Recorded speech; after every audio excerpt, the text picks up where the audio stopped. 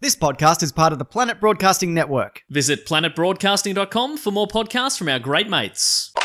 This episode of the Weekly Planet podcast is brought to you by Casper Mattresses. Love them. But it's also brought to you by Mr. Koya Love them Shirt equally. Company. Why do you love them equally? Well, I love being clothed. Okay, good. That's one. Yeah, that is good. And I love sleeping on a bed. That's two things. What answer were you expecting there? No, those are good answers. Do you not wear clothes or not sleep on a bed? At the same time? Yeah. Generally not. Wow. Yeah, individually, yeah. But let's talk about Mr. Koya Mason. Okay. They make wild designs and sometimes more subtle designs that you won't find anywhere else. Literally nowhere else. You could look everywhere on the planet. You could look on the moon. You could look on the moon. You don't have to. No. There's none there. Logistically, very expensive.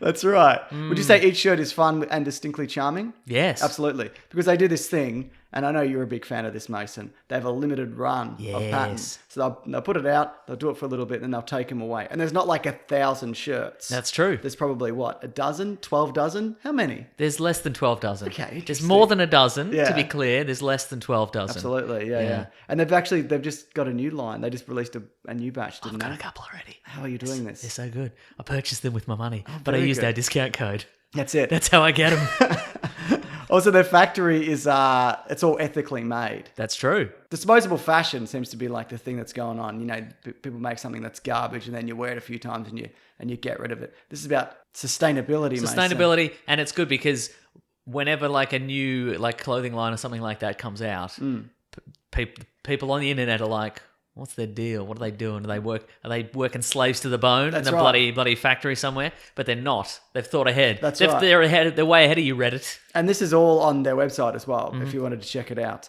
The other thing is, Mason, Yes. you're dealing with a person when you email them. We've met these people. You're not going to get like a weird kind of automated response. There's people working there who will If you've got any questions, if you've got Yeah. any questions about sizing, if you've got any questions about life, Yeah, they might be able to help you. I mean, depending what it don't is. push them. They're lovely people, but there are limits. There are limits. Yeah. They've got kids, I think. That's right. And now, also, you don't need to email them about any kind of offer code because we've got one right here. That's right. If you enter discount code PLANET, you actually receive 25% off your purchase. That's right. When you buy two or more shirts. That threw you for a loop. Ah, mate, I'm used to saying 20. I can't believe that this has happened. Yeah. It's a This is the wild best ride. day of your life. Yeah, that's it. And also, the store, depending where you are, it should be like in your currency. That's right, yeah. So yeah, because if it used to be in Australian, and you might be like, well, that seems expensive. It's not because it's Australian dollars, but now it should be in the Australian currency. dollars in the toilet. Yeah, or it's in the USDs, depending where you're. I don't know how it works. Look, it's just better, all right?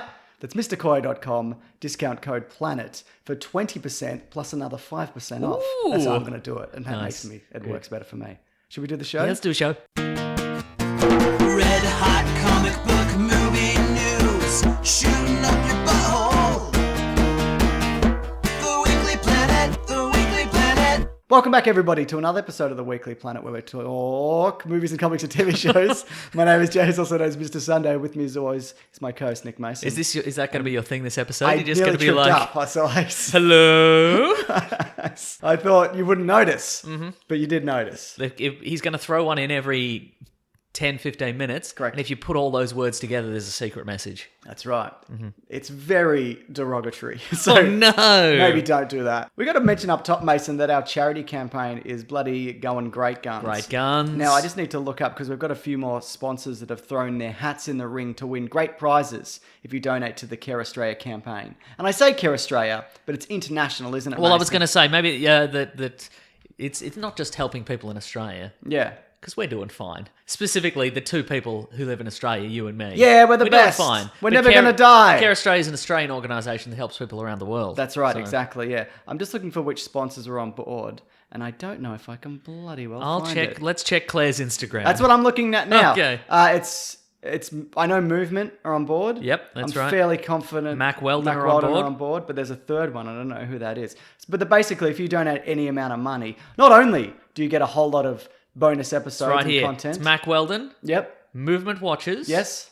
Mr. Koya, Ooh. Harry's Razors. Oh, there's 4. There's 4. That's Excellent. right. So you're making money if you win. Absolutely. If you don't win, you're losing money. yeah. But it's for a good cause. But Yeah. also, like I said, you get bonus content. We're doing a bonus Q&A. You can ask a question if you donate. All the other podcasts on the network are putting up some bonus episodes or something they're making specifically for this. Maybe a mobisode. Maybe a webisode. Maybe a webisode because it's 2008. Yeah. And yeah, it's just a great campaign to be a part of. I'm not sure how long it's running for, but just get in I'm quick. gonna say till we meet the golf. Yeah, the probably, golf yeah, That's yeah. how. That's But how long often it's though, running. it also gets a huge bump when we release the bonus stuff.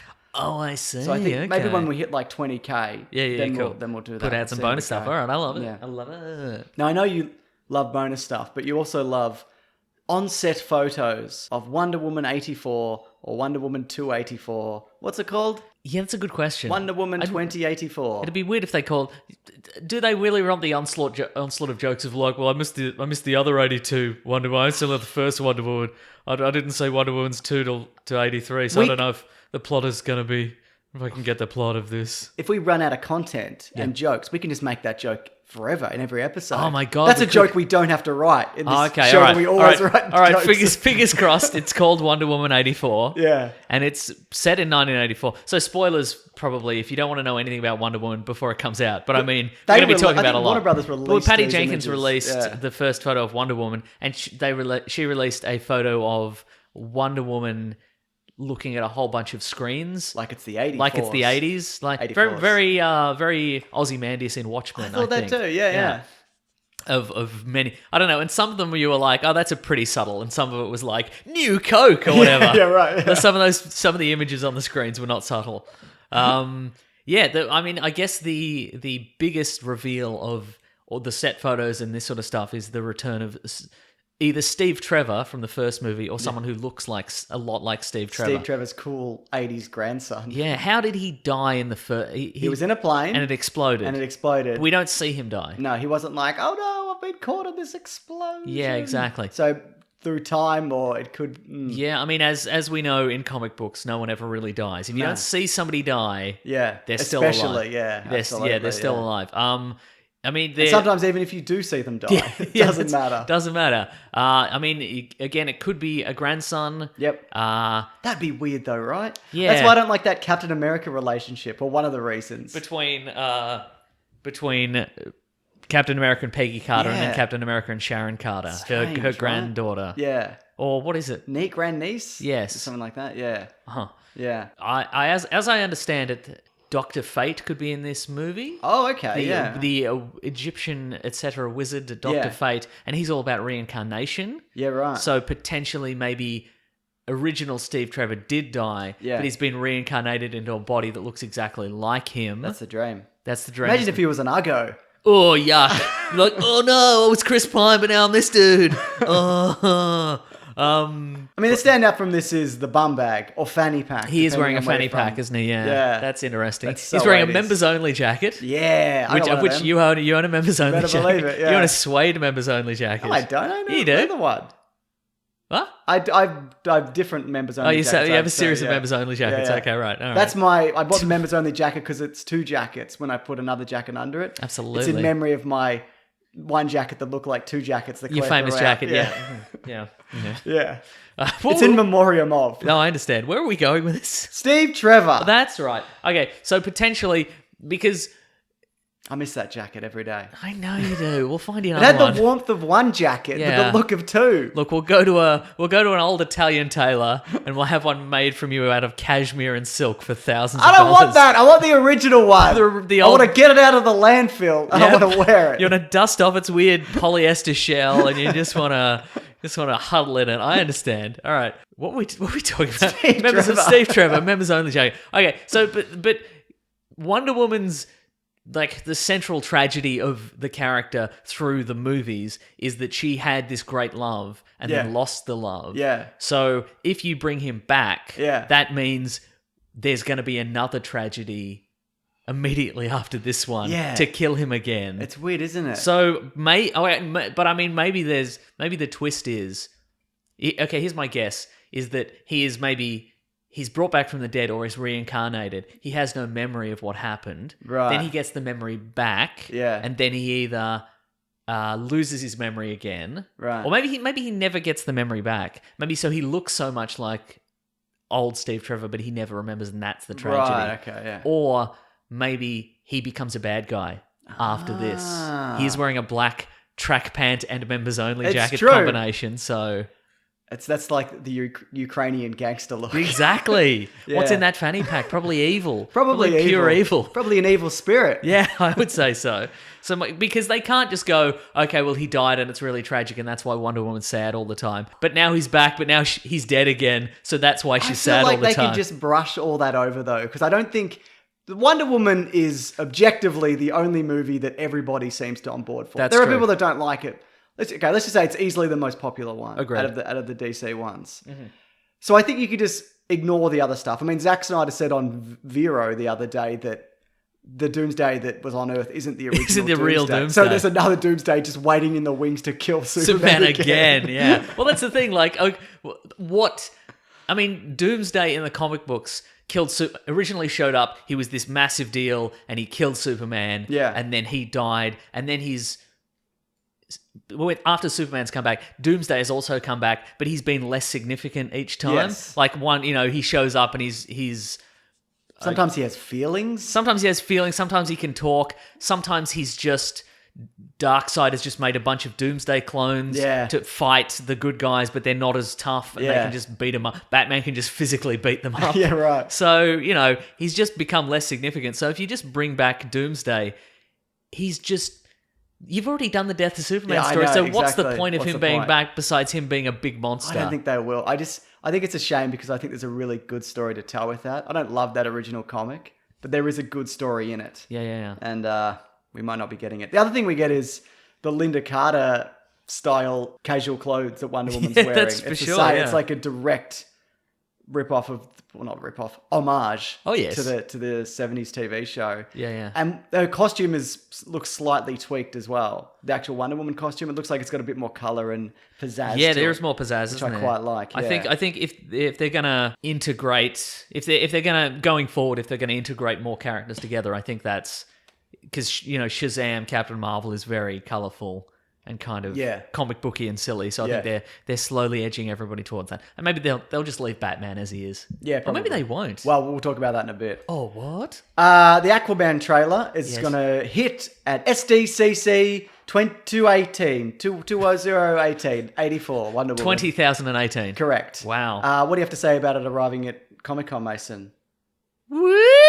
That's the correct response. Well done. Get ready, Mason. That's coming real soon. Oh my goodness! I gotta get Gear my up. roots. I All right? gotta drink some honey and lemon. I'm gonna do a gargle, so I'm ready to woo at every single thing that comes out, and then be critical of it later. Absolutely. So we did though get a bunch of images, first looks of a bunch of stuff from the actual movie. It looks really great. Yeah. Oh yeah. I hope. So the other thing, James White has come out and said that There's an Entertainment Weekly cover that is maybe not super. it looks a bit photoshoppy. It looks very photoshoppy, Yeah. and I would say It's a magazine I would cover. mock Jason Momoa for having a wallet chain, but I'm currently wearing You a are wallet, wearing a wallet chain. yeah. But yours is leather. It's a lanyard, yes. Yeah, that's right. So I'm not going to mock him for it. But I think just Jason Momoa was just wearing his own clothes. Yeah, probably. And he'd beat you up. He would beat me He'd up. wouldn't strangle you with that. He really would. James White has talked about how he's revealed how they're going to talk underwater. Because if you remember in the great movie Justice League, which we both enjoyed equally, Disagree, but all right. when he goes underwater, he makes a bubble, or one of them, Yeah. sorry, makes a bubble, and him and Mera have a conversation like, you should be king. And he's like, I don't want to be king. Yep. And then he swings his wallet chain, he's out of there, or That's whatever. right, yeah. Whatever happens. I've only seen that movie once. I should watch it again. We should watch it again. No, I don't want We should do to. a commentary. But okay, we'll watch it again. Yeah. But he's just said, no, they just talk to each other underwater. Yeah, good. Which is how it should be. I mean, because not every... Imagine if they all did a bubble Well, every they time. can't because Mira's magic. Yeah. They're not everybody from Atlantis is magic. No. So they're all fishmen. Yeah. What are they going to do? Sign language? Maybe. Those weird angler lights. Ah, they all no, have an thank angler you. light in front of their face, and But they how does blink that it. help? They blink it Blinks. in Morse code. Yeah. Okay, fair enough. Yeah. Oh, speaking of commentaries. Yeah. We did a Oh, Jurassic World one. commentary. Yeah. I had fun with this one. It was fun, yeah. And I know that's become a code for like, we hate something, we low-key hate something. I had fun with it, Yeah. but I actually did. It was really good. Yeah, yeah. And a lot of people will watch the movie and listen to the commentary. Yeah. And some people will just listen to the commentary. Yeah. I feel this one is most right for just listening to the commentary because it's the weirdest one I think we've It's ever probably done. the weirdest one. It's the one where we've talked about dog urine the most. Yeah. And so, take that into account, obviously. It's on the Patreon. It's also on Bandcamp. However, you want to bloody grab it, mate. Yeah. But if you do go to the Patreon, there's a bunch of other commentaries up there as well that you can just swipe away, Mason. We also see from that, we get a first look at Black Manta. Yes. Who's that actor? I don't know. Okay, good. But I was That just helmet's dead I was on. just ready to answer questions about the helmet. Yeah. You completely threw me. I'm like, actors? No, I don't know actors. But look at that helmet. It's probably got infrared in it. It's probably got infrared in it. Yeah. I admire that they stuck to this design. It's really... It's a real goofy looking He's thing, got but I that weird love it. periscope head. Yeah. Yeah. And what's his name? The dude from Watchmen. Al Boy. Alface. Al McGee. Alzy. No, he's not. Big old yeah, I Alzy. know. Night Owl, but his name's Patrick Wilson. There we go. He's Volko. Not Volko. No, that's the other guy. That's Goblin Head. Why don't I know anybody's names? No. Are you having a stroke? No, this is the current leader of Atlantis, Patrick Wilson. Oh, yes. Ocean Master. Yeah. Is he? Yeah. Okay. Bad wig on him. Not a great yes? wig. Have you seen that? No. Yeah. So take a quick look, Mason. Okay. Have a good old gander. Okay. I've got a quote here from Patrick Wilson about it while you're doing that. Okay. He's kind of an eco-warrior. He's got a clear gripe with the surface world, which has been polluting the ocean for centuries. And that's something for me, I'm sure for you too, that's very easy to understand. If somebody was just constantly polluting our air and ruining how we lived. Yeah, imagine that. Imagine if that was happening. Orm is his name. Okay. Yeah, okay. Yeah, it is Orm. Oh, they're brothers. Okay. Oh, they must be half brothers. There's an image of Nicole Kidman. Yes. Handing little boy Aquaman over to Tamara Morrison, I think, is playing his father. Oh, yes. Yeah, so... Yeah. He should be in more things. He's great. He is great.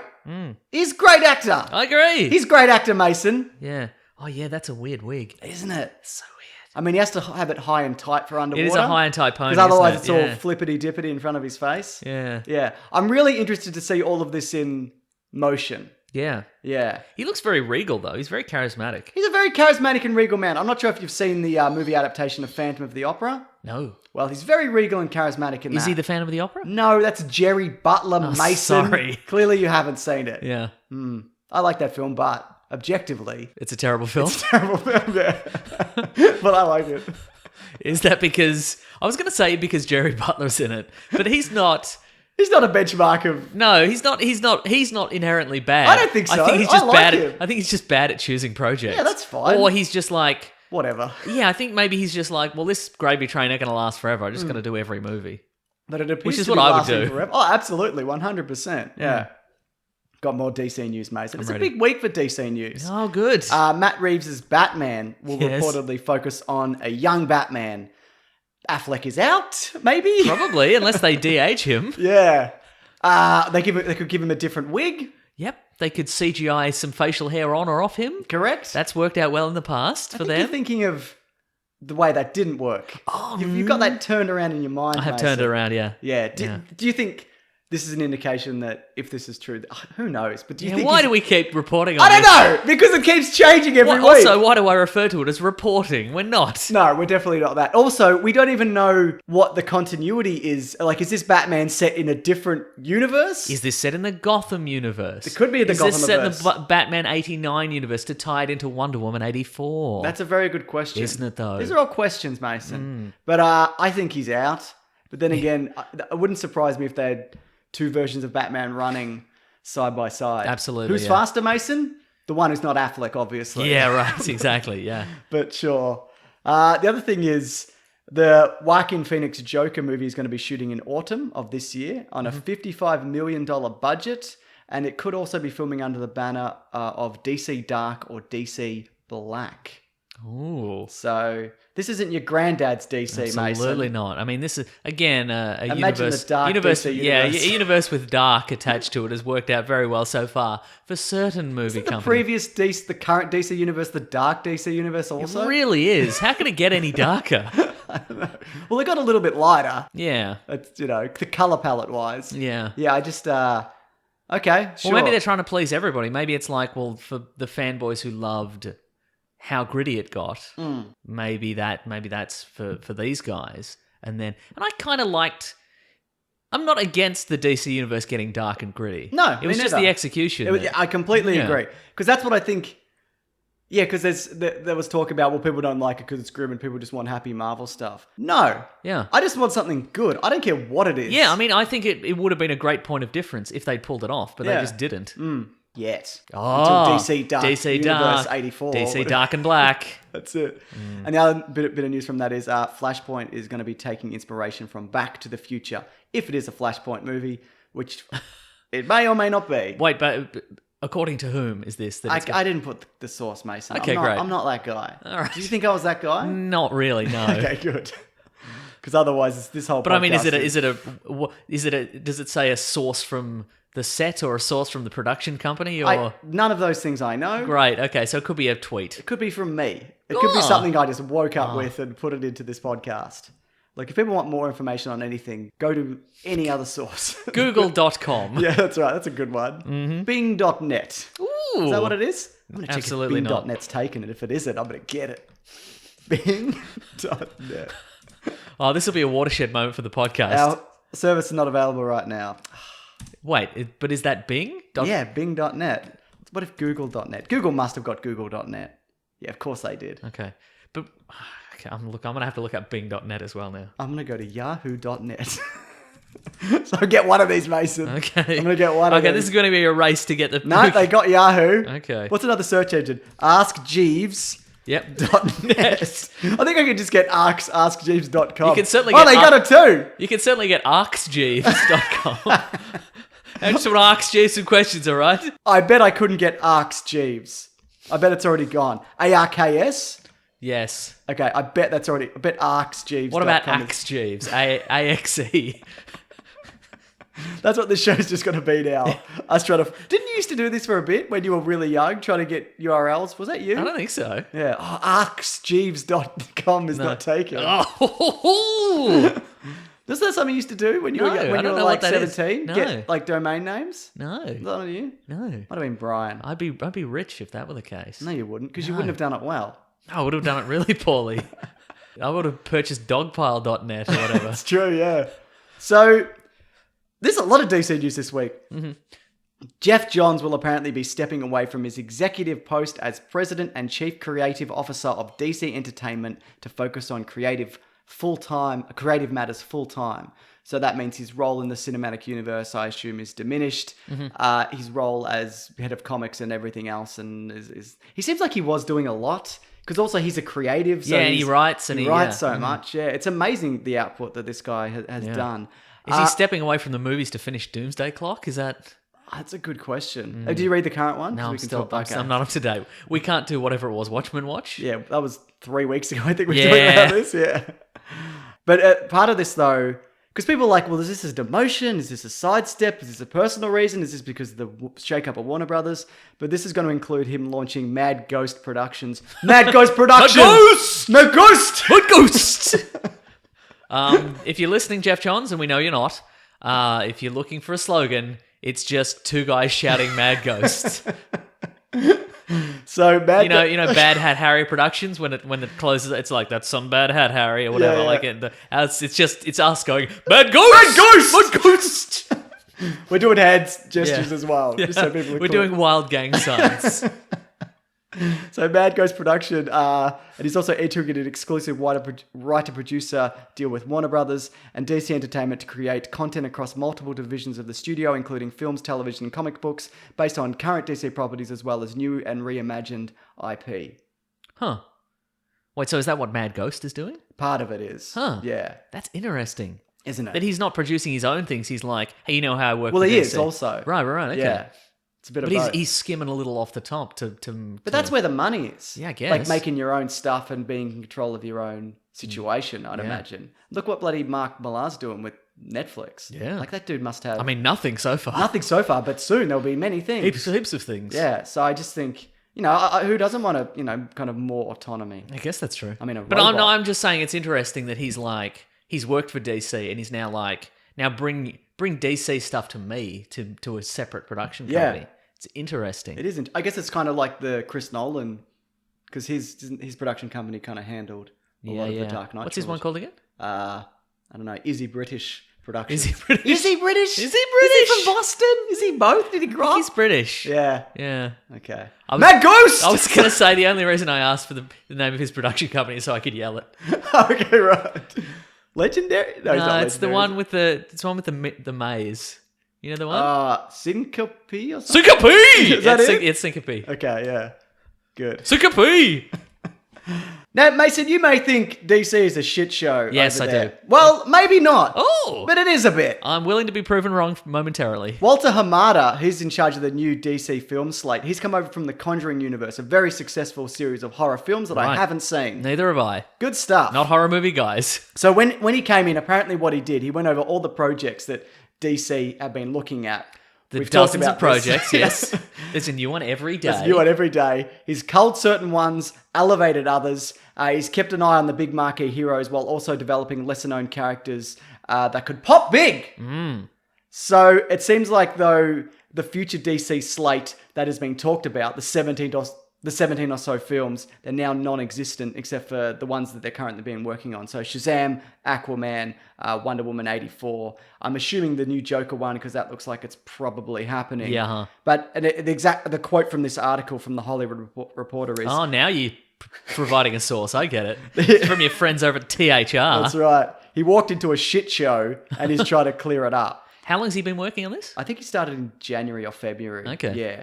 So he seems to be also shying away from a brain trust like a writer's room and focusing on creator-driven projects that Warner Brothers first aimed to achieve. Okay. Which I think is good. I don't like by committee stuff. Like my favorite Marvel movies are the ones that have kind of their own kind of vision and voice. Yeah, right. Same with the Star Wars films.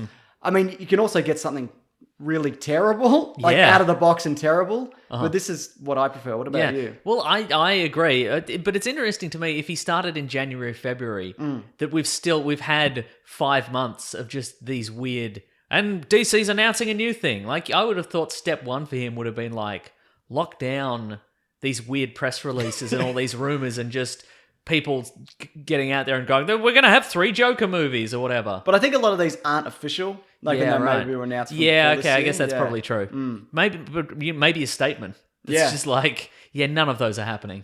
We're going to focus on making 3 that are good, and Yeah. then we'll see about the rest. I think that would have... It's not too late, whatever your name is. Walter Hamada. Walter Hamada. Very good. Wally Hams. I think this could be a good turning point. You should say it. It's fun to say. Wally Hambo. Nice. Is that right? Yeah. Okay, good. Yeah. Wally Ham! Wally Hams! He's here to shake up DC! Great. I think this is... He's obviously worked with the Conjuring universe. He seems to... I like the idea of cleaning up. Just being like, just stop. Yes. Let's just strip this right back and kind of focus on making good films. Like a Jared Leto Joker movie. Yeah, like a Jared Leto Joker movie. Mason, Yes. I hate Dumbo. I hated the Me original too. film. I hate this new trailer. I think know a lot of people I think seem to like it. maybe we've mentioned on the show, maybe in our Disney episode, Yeah. that I think Dumbo as a child, I'm like, I hate all these movies because it's just it's a movie about a sad little boy essentially, and he's orphaned, and sad stuff happens. People and hate him. He goes through the ringer, and everyone hates him, and then at the end of the movie, things are slightly better. Because he shoots a crowd with peanuts like a machine gun. Yeah, as exactly. he flies over Yeah, them. exactly. I'm not a fan. Me neither. I hate the weird trip out sequence. Yep. I did not like this trailer at all. It might be good. Tim Yeah. Burton's doing it. A lot of people seem to be on board with it, but this is not for me. No, absolutely not. Will we see it? I don't want to see it. Very good. Yeah. It's not about what we hate though, Mason. It's about what we love. And I love that Paul Hogan... anything else? I was going to say people like a lot. I saw some people on Twitter who were like immediately hating this trailer, this Tim Burton Dumbo trailer, because the weather vane has like a weird font for the Oh, right. for the north, east, west, south, and they're like, oh, Tim Burton and his It's fonts. like a Tim Burton font. Yuck. It doesn't feel as Tim Burton-y as... a No, lot it of his doesn't. other That's stuff. true, yeah. Look, I don't think it's a terrible trailer. It could... I think a lot of people could like this, but this is not a thing that I will see, and Yeah, right. I hate it. And even though we do a show on talking about movies, I'm not seeing this. What did you think about his big old eyes? his big monster eyes. I think if you saw that, this hole in the wall or whatever it was, hole in the barn thing, and you saw these two enormous eyes coming out of it, you'd be terrified. I'd be terrified. You'd jab him out with a stick. Jab him with a stick, exactly, yeah. And just one weird tentacle. Yeah, right. Is this a remake of The Mist? I liked The Mist. Is that Mist TV show good? I've never seen Me it. neither. I should actually check it out. Yeah. Actually, I did have Paul Hogan news, but before we get to that, Pinar Topark was going to be the first woman to score a superhero movie, apparently, for Captain Marvel. Ooh. She's also worked on Krypton, but guess what, Mason? She's not the first woman. Shirley Walker scored Mask of the Phantasm in the 90s. Okay, right, okay. Did that get a theatrical release? It did get a theatrical release, yeah. It didn't do very well, but it's beloved by many. I don't know if I've ever seen it. I've seen parts of it. I'm going to say you haven't seen it. I think then. I know the twist, so I went, Yeah. I'll get around to it. Mm-hmm. But it was in that golden era of the Batman animated series, so yeah. it's probably quite good. It is good. No, I think this is good. This is great. I mean, how many female composers can you name? Your silence speaks volumes, Doesn't Mason. it, though? Absolutely, yeah. Yeah. Enya? Yep. Good. Enya. Celine Dion? Don't think she's a composer. Well, neither's Enya Mason. All right. We're All just right. naming women. You're right. I mean, there are obviously female composers, but no, it's good to see. I mean, it's a perfect movie to kind of make this happen in as well. Oh yeah, Paul Hogan news, Mason. Okay. Remember how you didn't? Our new segment, Paul Hogan News. Remember how we never thought there was going to be a Crocodile Dundee 4 because that was clearly a tourism campaign? I remember. And then it turned out to be a really flat and uninteresting tourism campaign. I wonder, did it sell any plane tickets to I Australia? don't think so. How quickly did that evaporate after it was revealed? Came and went, didn't Remember it? that? Because the last trailer was Chris Hemsworth and Danny McBride drinking wine, and Chris Hemsworth going, the Barossa Valley has some of the best wines in Australia. And it's just like, what? Oh, no. How did this happen? Yeah. But we're not... Aren't you going to punch a camel or something? Come on. It's what we want.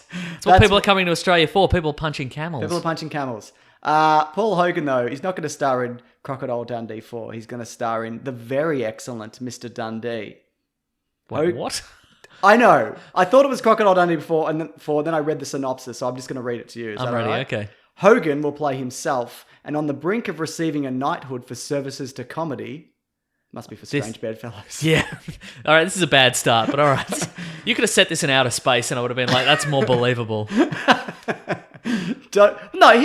To be fair, Yes. some of his work, like his earlier work, like Yeah. The Gong Show and the early Dundee movies and guess that's true, Lightning yeah. Jack, these are all things. Flipper.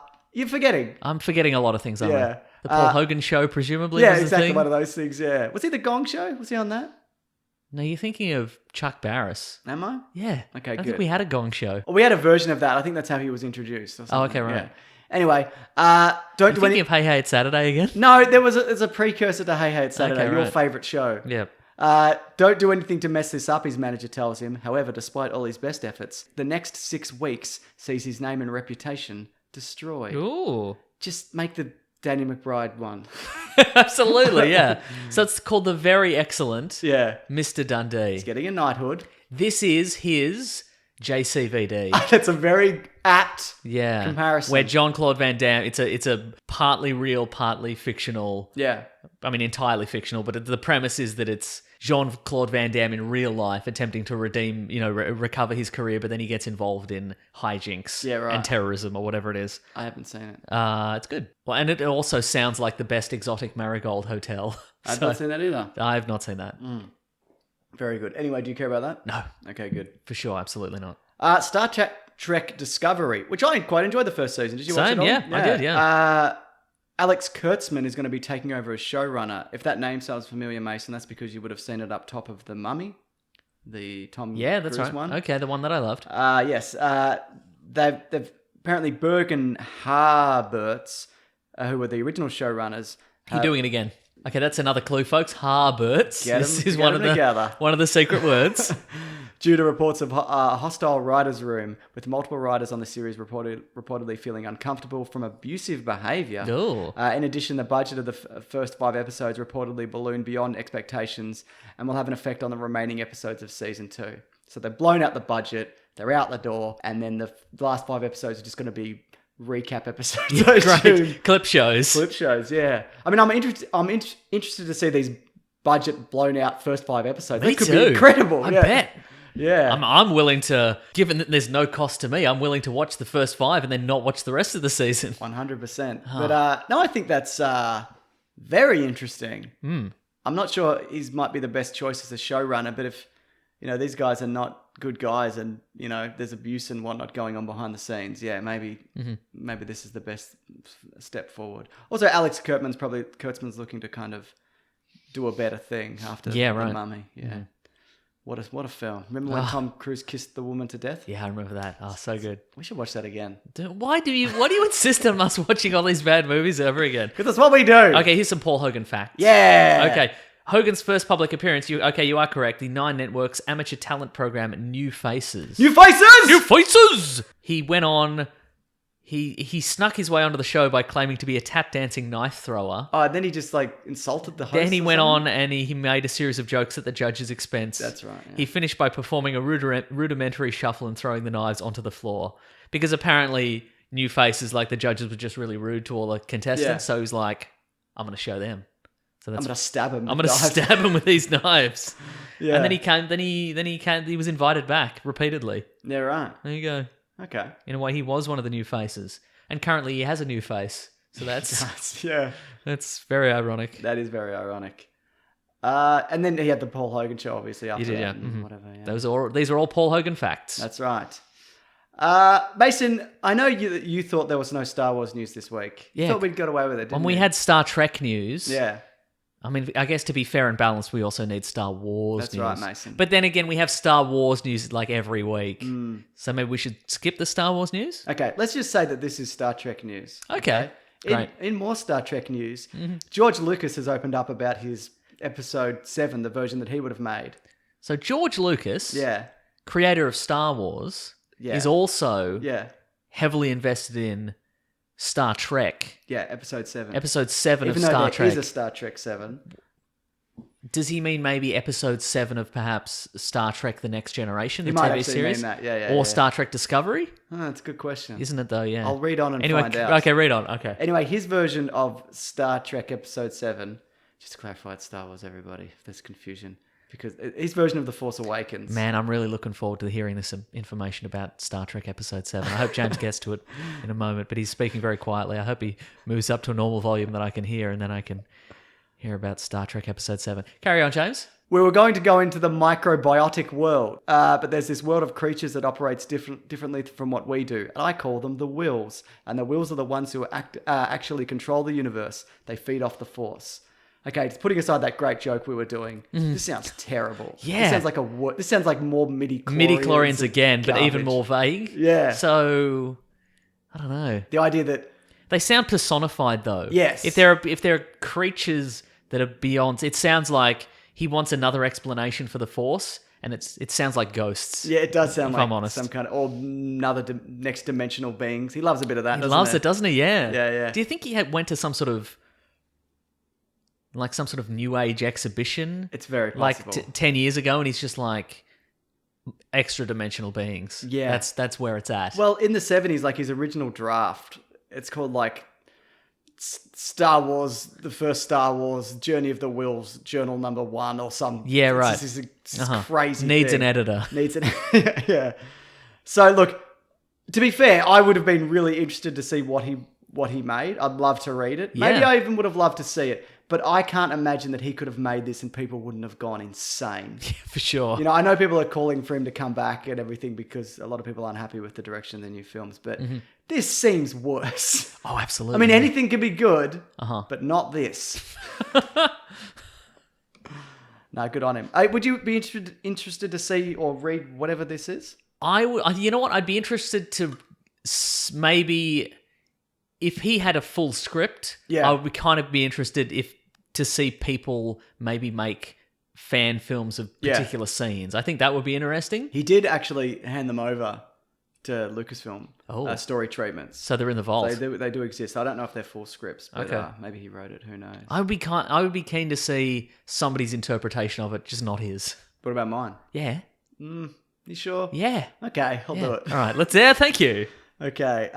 Mason, we're going to ad and then we're going to talk about a different thing. All right. Casper mattresses. You may know them from the mattress that you sleep on. Yes. Is that how you know them? Yeah, from my face on it. Absolutely. They're a quality mattress. Wait, that implies that I sleep without a pillow. I sleep with a pillow. You got to sleep with a pillow.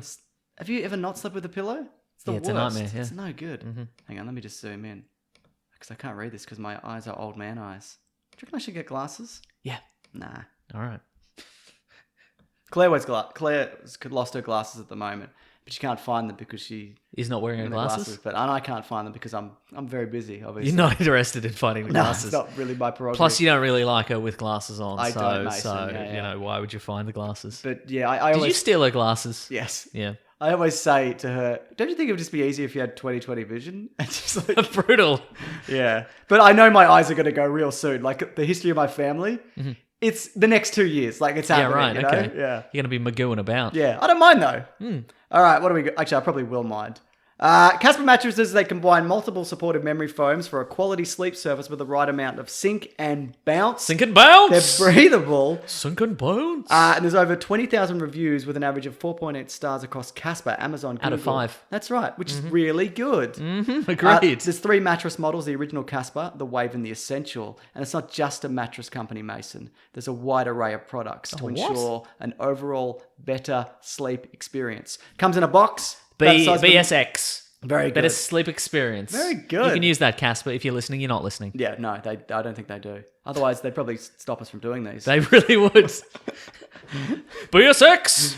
But they come in at like a fridge, mini fridge size box. Not a fridge size box. That That would be madness. And if you don't like it, if you're like, this is no good, I want to send it back, they'll come and get it for you. There's no hassle and free returns. Pretty incredible. There's also free shipping and returns to the US and Canada. You can be sure of your purchase with Casper with a 100-night risk-free sleep on it trial. Doesn't that sound good, Mason? It does sound good. How, I mean, I'm way past that. yeah. Is it still good though? Yeah. Good thing too. Yes. Also, you can start sleeping ahead of the curve with Casper. Get $50 towards any mattress purchase by visiting casper.com/theweeklyplanet. That's one word. And using the unique promo code #TheWeeklyPlanet, all one word. That's for $50 off. Terms and conditions apply. It says repeat offer, unique URL and promo code. Start sleeping ahead of the curve with Casper. Get $50 toward any mattress purchase by visiting casper.com/theweeklyplanet and using Offer code The Weekly offer Planet. code The Weekly Planet Nice. for $50 I've off been at paying checkout. attention. Very good. Terms and conditions do apply. Well, Mason, do you want to talk about Upgrade or The Incredibles first? You know what we should talk about first because I forgot about it. very good. Is that this week I was on an episode of Do Go On. Oh, with yeah. our friends Dave, Matt, and I Jess. forgot to mention that. That's You- all right. We We've did a mentioned Marvel it now. episode in We did. relation to the Marvel shoes. Yeah, because we were sponsored by Vans and Marvel just That's right. recently, and so we thought we'd. You bought another pair, didn't you? I did. They son of a sent me gun. some Deadpools, Yeah. but I like your Captain Marvel high tops as well, so I Can't bought a have pair them. of those. You can't have mine, though. No, I bought my own. Good. I don't want yours. No, you can't have them. I don't know. You've probably put your feet in them. I haven't put my feet in them yet. Wow. I'm waiting for the prime opportunity to wear them. You're gonna go to church. Yeah, I'm going The to Captain church. Marvel's at That's church. right, yeah. Nice. Anyway, so we did an episode on our favorite Marvel characters. That's right. So, which is it was good fun. But here's the thing, because what we've discovered, we, the 4 members of Do Go On, That's right. myself, Matt, Dave, and Jess, Yes. is that when you do a report, and you've done one as well, yeah, I did one, that yeah. whenever you do a report, you feel like it went really badly. Yes. But if you are listening to a report on the show, you're like, oh, this was so much fun. I loved having it. a great time. But every time you do one, you're like, oh, I've ruined it and I this didn't. boring? I don't know if- Yeah. Is this boring? I don't know. So because we all did a report, we all finished the episode like, oh, did we make the worst episode anyone's ever made? I listened to it. It was great. Yeah. Well, I think feedback's been very good, but Yeah, we're all yeah. like, oh no, did we waste 2 hours? We also did a Patreon bonus episode, which I don't think is out yet, but it is for anybody who subscribes to the Do Go On Patreon, where we went through an online quiz to determine which Marvel character we were. Which were you? I'm not going to tell you. Can you tell me after the I'll show? tell you after the show, yeah. I'm not dating any Money Mason. You better, but no, actually I will do that. I want to listen to that. Very good.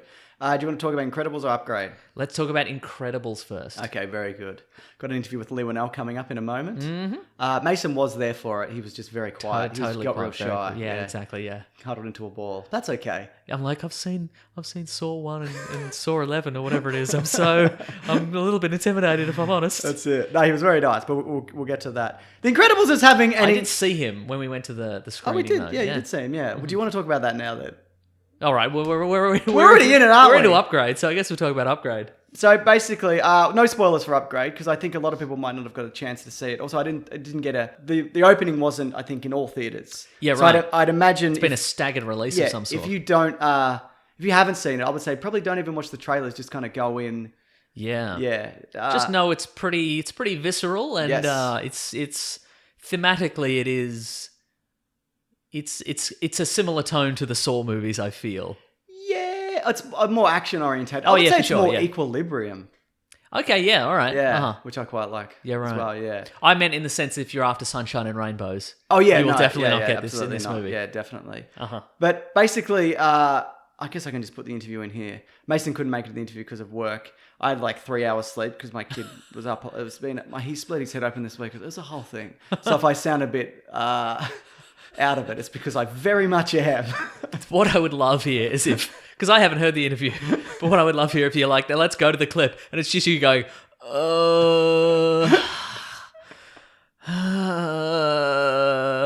and that was my interview with Leigh Whannell. Yeah. But basically, yeah, he was very nice. And we talked about, he talked about more. He was a good talker, which made my job easier because I'm not good at this at all.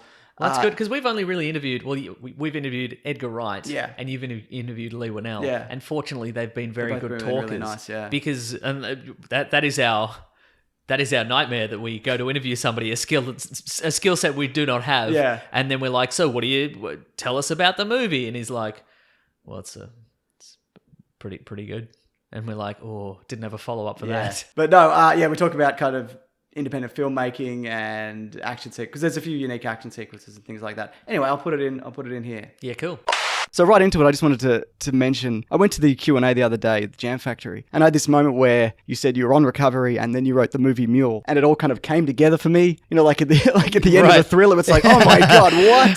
He was dead the whole time. That's it, yeah. So it's amazing to see you come all that way from recovery to this. Like, are you always looking to do something new and creative? Yeah, for sure. I mean, I've loved movies since I was a kid and wanted to be involved with them somehow, even before I knew that was a job. I just was like, how do I get in movies? How do I do a Star Wars? Yes, exactly. I wanted to crawl inside the TV and run around the Death Star. Sure. So when I was doing recovery, I was happy to be talking about movies and reviewing them and, interviewing my heroes a lot of the time. I got to interview Tim Burton, Peter Jackson, John Woo, Jackie Chan. I mean, the list goes on. It was fun, but I think there was always a part of me that was thinking, I don't want to interview John Woo. I want to be John Woo. Yeah, right, yeah. And I'm so happy to now say that I get to do that for a living. You get to make movies and be on the other side of the Iron Curtain. We mentioned John Woo, obviously the big part of this film, the fight sequences. Obviously that was a conscious decision to do something a little bit different, a little bit more kind of out of the box. Would that be right? Yeah, definitely. I mean, I wanted to offer something that audiences hadn't seen before. I thought that this idea of a computer chip controlling someone's body would allow me to do that. It was all driven by the story. It wasn't like I started with the idea of shooting fight scenes in a unique way and then worked backwards from there. Sure. The story idea came first, but it begged to be shot in a different way. I mean, in writing the story, I realized that a computer would fight very differently than a human and would hit more differently. Methodical a computer takes the path of least resistance. Yes, right. What's the shortest distance between two dots? And so the stunt team on Upgrade and myself, we worked out that the hits in the film should be very short and sharp, designed to end the fight right there. Yeah. And it was great. It was a really fun, creative process to get there. Did you know going in that it was going to be that kind of camera locks to the character as they move? You mentioned that it was an iPhone strapped to him. Yeah. I thought it was some big complex setup, but obviously not. I know. I probably shouldn't give the trick away and let people think it was a big complex. Yeah, it's going to be the new Matrix camera. Yeah, I know. Yeah, exactly. They had this super complicated technique for doing that. Yeah. We really were as simple as strapping an iPhone to to the actor and leading the camera locked to them. And it wasn't something that I had in my mind going in, that shooting technique. I knew I wanted it to be strange and unique. And then during pre-production on the film, we had to work out exactly what strange and unique means. And it was a combo of different things. It was the way the actors moved. It was the fight scenes and the way they were choreographed, the camera method of locking the cameras to the actors. All of that stuff combines to give it a slightly off-kilter look. I'm glad people are responding to it. You never know how people are going to respond to things. Sometimes when I make a movie, I'm surprised by things that the audience don't care about, things that I thought were amazing, and nobody mentions it in any reviews. And then other things that you didn't give a second thought to, the audience will take to them and say, oh, that was amazing. And it's always surprising to see how a film is interpreted. And it's definitely been gratifying to see people react to the action choreography in this film in a big way, because I didn't know if we'd done enough. I didn't know if we had gone far enough to really have people highlight that stuff, but they have. Was there anything from this that you put a lot of effort into that people just kind of breezed by? Yeah. Let me think about that. There definitely is. The opening title sequence I thought was going to change the world. I thought I was going to be getting letters from Steven Spielberg saying, you have changed cinema. You're right. Using a full stop after each word. Only a couple of people have mentioned that. I had this idea that I wanted the opening title sequences to be a voiceover rather than titles written on screen. Like the voice of STEM, or?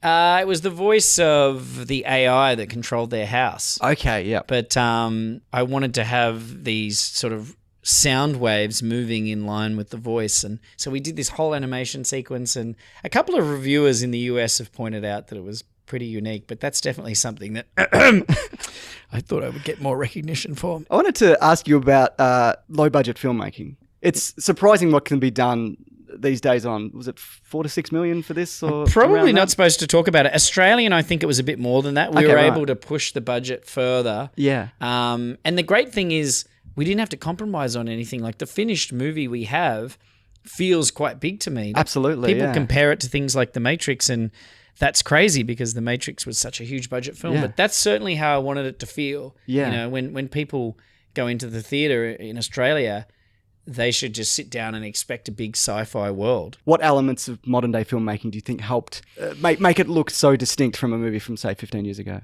I think that, certainly shooting on digital has changed filmmaking. I remember when we shot Saw in 2003, we were shooting on 35mm, which is great. I mean, I love film and the way it looks, and essentially digital cameras are always trying to imitate film. Sure, right, yeah. So anybody who says that they are the future should check themselves on that, because all that digital cameras are trying to do is look as film-like as possible. Right. But I think that some of the digital technology that's been invented in the last 10, 15 years has democratized filmmaking in a big way.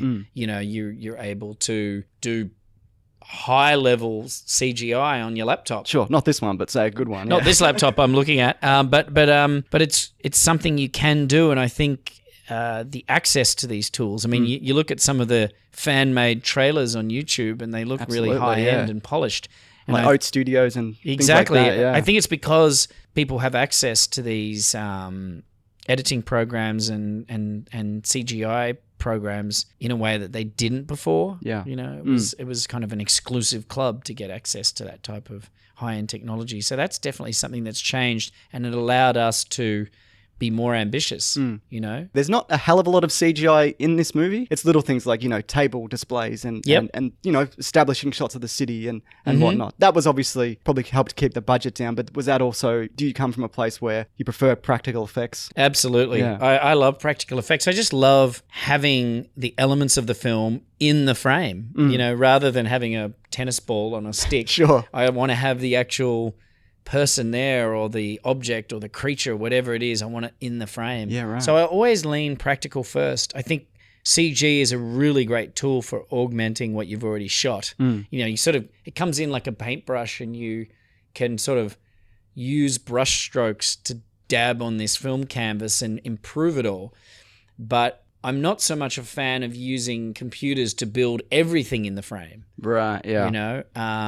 Sometimes you have to. Is that kind of hollow to you when you see something like that? Or can be? A little bit. It can be, yeah. You know, CG is like anything. It's sort of a filmmaking tool that needs to be used correctly. It's not amazing in and of itself. It's amazing when used properly. Right. And it takes great artists to use filmmaking elements properly. Like, people talk about Jurassic Park as being this groundbreaking CGI film. It's like 6 minutes of it in there or something. Yeah, there's not really much. And it was a groundbreaking movie for its time. But what makes Jurassic Park great is not the CGI. It's the fact that it's a Steven Spielberg film and it's a well-made film. And actually, my favorite special effects in that movie is the practical stuff, the T-Rex attack. Yes, yeah. When they were actually using practical elements like a big T-Rex head, I really love it. And so it's about the story, and it always is. People need to remember it's the message, not the medium, that's important. Right. You know, I don't care how a movie is watched. You can watch it on your iPhone or you can watch it in a theater. What really counts is what you're watching. You know, I'd rather watch something great on my phone than watch something terrible in a movie theater. Yeah, that's just noise and lights. It's just noise and light, exactly. So it always amuses me that no matter how far technology advances and whatever tricks the film industry comes up with to make itself relevant in this era, whether it's 3D or 4D movies where the chairs shake, whatever it is, it all pales in comparison to writing a screenplay and putting a story down. Right. I'm probably running out of time here. Okay, excellent. Speaking of the story, though, you mentioned that initially it was a much bigger film in terms of budget, and then you kind of whittled it down. Was that a painful process, or was that kind of a nice creative challenge? I thought it was great. I thought it made it a better film. You know, I feel like this film is better when it's leaner and meaner. The $60 million version of this film with Christian Bale in the lead, I think, is not as interesting to me. I know it's easy to say that, but I really love this kind of lean and mean version of the film, and it was great to shoot it in that way. You can feel when you're watching the movie that it was made in this run and gun spirit. In terms of what's coming next, I'd imagine this could very well open doors for bigger budget films. I mean, you're already there, obviously. Is that something you're interested in, to get like hired and then fired from a Star Wars movie? Or do you want to write your own? I would love to be hired and fired from a Star Wars movie. That's the dream, yeah. I can join the wall of shame, the trail of bodies behind Star Wars movies. I don't know. It's not something that I am aspiring to with every fiber of my being. Like, I don't get down on my knees every night and pray to the movie gods that I can direct a Star Wars movie. I love Star Wars like everyone else. I grew up watching Star Wars. But for me, I just love creating. I never look at films as a stepping stone to something else. When I'm in a movie, when I'm making it, I am all in. And that is the most important thing to me right at that moment. So as this whole upgrade experience comes to an end, I'm really just starting to think about what's next. And I have a script that I'm working on that's kind of a psychological horror film. There's a sci-fi movie idea that I have. There's a couple of things I'm kicking around, and I don't really know which one I'll end up making. It really depends on which one turns out to be the least terrible. Okay, sure. That's a good metric for judging screenplays. Which one's the least terrible? Yeah, absolutely. I once had a Hollywood producer type say, "You're too self-deprecating. You know, you gotta pick yourself you gotta up, hone right? that. You gotta tone that down if you're gonna make it in this industry." You know, I'm thinking, I'm Australian. Like, I have a black belt in self-deprecation. That's right. I don't want to give that up. I will hang on to that part of my personality tooth and nail. But yeah, I just want to. I sound like a footballer. Let's just take it one match at a time and see how we do next week.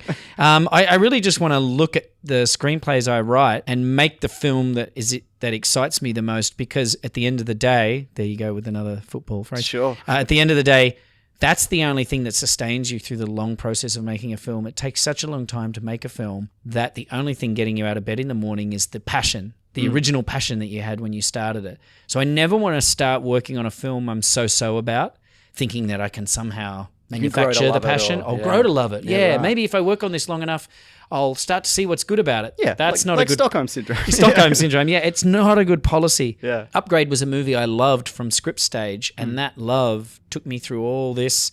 You know, it's what's exciting to me now. I've done a lot of interviews about this movie in the last few weeks, and sitting here with you now, I'm still excited talking about it. I'm not bored. I'm not Great, looking at it yeah. like, oh God, another interview. It's still exciting to me to talk about the movie and to share it with people. And I think that's how I have to approach the next movie, you know? Thank you for chatting with me. I really appreciate it. Thank you. I'm glad this wasn't laborious for you. Not at all. I look at Harrison Ford in interviews and just go, geez, that guy looks grim. I know. You know, I love Harrison Ford and Yeah. I'm a big fan of his movies, but sometimes when he's in an interview, he looks like he's having a wisdom tooth extracted. Maybe I'll get there one day and just become totally jaded about this stuff. But Yeah. for now, I'm totally blown away that anyone would be even interested in this movie to talk to me. You know, it's a bonus prize that people are interested. What a great interview. That might be the best interview that anyone's ever interviewed on Wow. and in or around. Yeah. Would you recommend seeing this movie though? I absolutely would. Yeah, definitely. For such a low budget, it feels like they really kind of flesh out the world. Like it is a lot of kind of interior stuff, like it's in warehouses and That's houses true, or yeah. whatever. I feel like that there's enough stuff of like, hey, this is the city. It's a big city. I agree, And then yeah, they cut away absolutely. from it. Yeah. The city of Melbourne. The city of Melbourne. But Yeah. it's not set in Melbourne. I liked though that it's a vague city apparently. It's not it's set vague in the set sense anywhere. that the Matrix was set in the city. Yes. So But yeah, it's a city in the US in, like 20 or so years from yeah. now. If you're a big fan of the Balti Bridge, though, Mate, they get a gear lot of up. Yeah, that's right. But I think I liked that I didn't identify a whole lot of Melbourne landmarks. Exactly, Because yeah. for me, it takes me out of the movie. I agree, yeah. I think it did a good job of making it feel like... An American Just- city or yeah. just the city, yeah. Though there's a bit where they cut to a house in the suburbs, and I'm like, that looks like Coburg or something like that. Right, yeah. right. Which That's quite my house. Yeah, that's it, yeah. Everybody saw their own house. I don't know how he did it. It was incredible. And then there's Yeah. a shot of Leigh Whannell breaking into your house. Yeah, that's it. Oh, I should also mention that I got him to sign a DVD on your behest afterwards. for a friend I of didn't mine. record any of this. But do you want to explain? Because I'll explain it first because I had to explain it to him and I didn't fully understand it. Uh-huh. But he was well on board. Yeah, right. But a friend of yours had this is how I explained it, had a Chinese takeout box on her fridge that was said on it, "Don't touch Leigh's."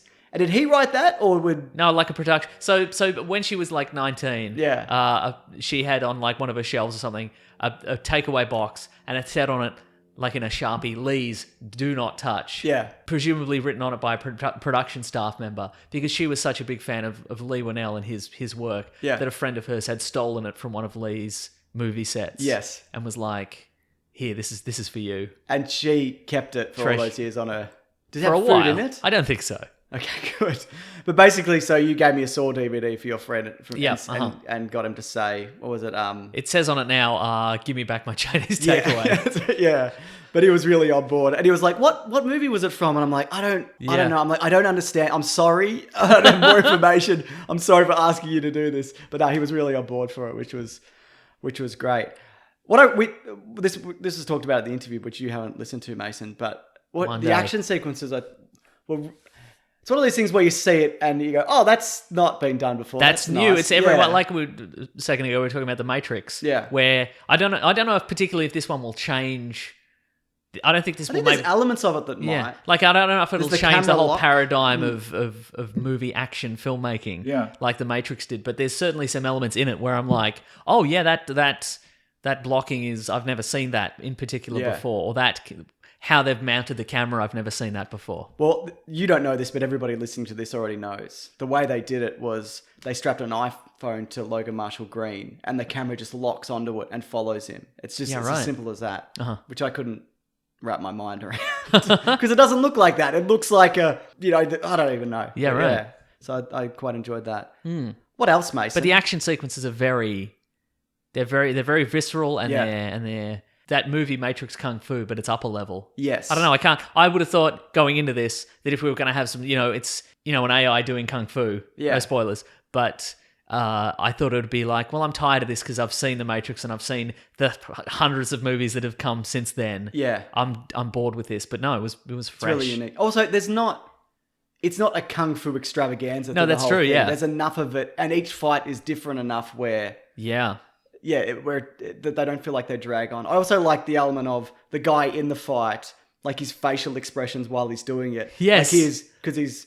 I guess it's kind of a spoiler because he's got an AI in him. He's not on board, Yeah. for a lot of it, Uh-huh. which I quite enjoyed. He was Logan Marshall Green. I know we talk about him being Now like, is he American? He's American. He's American, yeah. There was two Americans in it. Him and the woman from Get Out, whose name I don't remember. Uh-huh. The other cop in it. We talk about him being like Tom Hardy light or whatever. Yeah, for sure. But he's actually really good. Like I mean, he's in Prometheus, which I don't love, but he's good in that, and he's good in this, and he's great as Ryan's brother in the OC. He's just killing it. Yeah, right. Not in the first episode of the show. That was somebody else. Actually recast it when he came back into it for a later season. I know you probably already knew that. But I'm well aware. Yeah. Yeah. Yeah. California, here I come. That's it. Yeah. Do you think this is a universe that could be revisited? I think it is. Yeah. I don't know if it will be. I would like it to be, I think. Yeah. Should we talk about spoilers or should we? Yeah, let's do a little bit of spoilers. All right. Yeah. Let me think. I'll time code it if people want to. Okay. Jump ahead, I'm trying to think of should we any non-spoiler stuff. How'd you feel about there's some relationship stuff between, it's a man and his wife. Sure. What'd you think? Yeah. That's good. Okay, cool. Yeah. All right. I like that actress. Yeah. She's in Packed to the Rafters, I think, or something as Oh, well. what? Maybe. Yeah. And that was another thing a lot of the actors used. Dave Warnocky actually auditioned for the... Oh, that's right. So, well, I don't know if this is public knowledge, but Yeah. Dave Warnocky of the Do Go On podcast, he auditioned for the role of the eccentric reclusive scientist. A Dane DeHaan type. Yeah, but at the time it was not a Dane DeHaan type. It was apparently a small Indian man. Yeah. And did Dave not get it because he blackfaced? Is that why? Yeah, that's why. Yeah, and Okay, they had to cool. change the whole thing. They're like, let's make it a Dane DeHaan type, all right? I think Dave would have been great in this. He but would have there you been, go. yeah. He would have fit that really well. All right, spoilers. Spoilers, yeah. I'm gonna say best movie ever. I enjoyed it a lot. Yeah. I think the action was good. Did you feel plot wise? Were you surprised by the twists and turns of the movie? See, I was not by the first one, Uh-huh. but the second one surprised me, which in hindsight it probably shouldn't have, because you were like, yeah, you saw that coming towards the end. Right. But for those who don't know and are listening, the AI that's controlling him was put in by the Dane DeHaan type. Wait, are we in spoilers yet? Yeah, we said spoilers. Okay, let's say spoiler. Okay, we're in spoilers Oh, now. we said Okay, it. fine. God. All right. Yeah. Okay. That it wasn't the guy controlling him wasn't the guy who put it in. The AI itself had become independent. Independent and self-aware. Yeah. So And I should have seen that coming, but I didn't. Right. So Okay. I quite like that Yep. twist. What about you? Yeah, I liked it too. Yeah. Yeah. But like I was saying, like I would like to see a universe in which maybe there are other AIs, or Yeah, right. maybe this isn't the only AI that's Yeah. this is done. Or I would love to see. I enjoyed like the nanotech like the enhanced soldiers. I thought that was Yes. very cool. I'd like to Gun in see. the arm I'd like to and- see more of those. Yeah, that was definitely. in the Iron Man Extremis comic book, which Yeah, I've is read it. Yeah. Iron Man 3 is partially based on. Yeah. There's like an enhanced soldier who's very similar to the soldiers in this movie. Yeah. Which I enjoy. It's Okay, very- good stuff. I love the gun in the arm. Love the bloody super reflexes. Love the weird nanite breath. Sneeze or whatever. Didn't yeah. love his mustache. No, but I think that added to the The creepiness factor. creepiness factor. Yeah. Mhm, yeah. What I find it really interesting that an AI wouldn't announce itself to the world and then just drop nukes necessarily. I mean, Yeah, maybe right. it would. Skynet style. Skynet the style. classic. Maybe it would just want to low key infiltrate society. Yeah. Get into a person Uh-huh. and just do it that way. This is the third movie I think I've seen recently where some sort of alien force has done that though.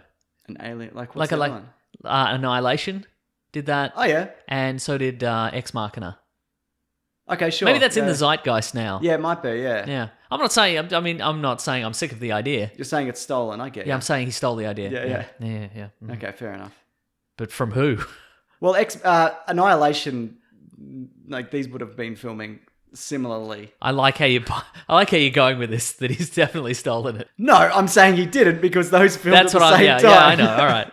But I think there's a lot. You can see the influences in this film. Like you can see Blade Runner. I think there's some Equilibrium in here. He mentioned some other ones that I can't bloody remember. But yeah, I think it pulls from a lot of different places. But I mean, all movies do. Not all movies, Mason. Oh wow. Yeah. So there you go. The Matrix. Yes. Completely unique property. Very isn't so it? He was in unique. The Matrix too. Leigh Whannell. Yeah, he's Yeah. one of the. It was on one of the other ships, and he's also on Enter the Matrix, that video game. video game, Where wow. they filmed a bunch of bonus stuff for that game that is probably not good. Wow. Or maybe it's really good. Could be one of the best things we've ever seen. Yeah. Anything else? No. Great. Anyway, yeah, if you get a chance to go and see it, I'd imagine it's probably if you can't, it'd be Yep. a good video on demand. You talk about the download. car in the interview, right? No. Did I? I'll have to check. Yeah. Didn't you ask how many cars there were? Maybe that was after the interview that I asked that. Okay, right. Anyway, doesn't matter. Do you want to talk about Incredibles 2? Yes. Mason, it's having an Incredibles 2 weekend. Apparently, it's Oh. got a 180 million opening in the US. It is the biggest animated opening of a film of every time. Really? Yeah, even Okay. future times. This is it. This is it, Mason. Wow. This is the pinnacle of opening a movie to a big number. Okay. Yeah. Does that surprise you? A little bit. Why? I don't know. I just feel like It's a beloved. it is a beloved Original? franchise. It's probably my favorite Pixar. The original was probably my favorite Pixar movie. Yeah. But I don't know. I just felt it kind of flew under the radar. But maybe I'm not paying attention to billboards or what have It's also you. getting a bit of a staggered release. I think it's out Yeah, in the maybe UK that's it. next Yeah. week. And Uh-huh.